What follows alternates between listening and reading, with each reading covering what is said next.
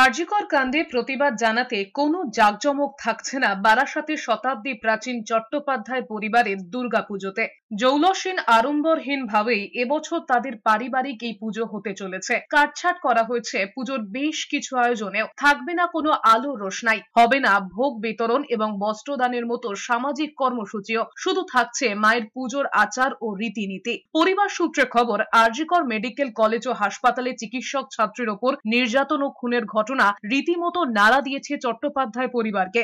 তাই পুজো হলেও পরিবারের সকলেরই মন আজ ভারাক্রান্ত। পুজোর 5টা দিন পরিবারের সকলেই মা দুর্গার কাছে নির্যাতিতা ছাত্রীর বিচার চেয়ে প্রার্থনা করবেন বলেও জানিয়েছেন পরিবারের অন্যতম সদস্য সঞ্জীব চট্টোপাধ্যায়। কথিত আছে, আজ থেকে 100 বছরেরও বেশি সময় আগে প্রচলন হয়েছিল বনেদি বাড়ির এই পুজোর। বংশধর বিপিন বিহারী চট্টোপাধ্যায়ের হাত ধরেই প্রথম এই পুজোর সূচনা হয়েছিল বারাসাতের গুস্তিয়াতে।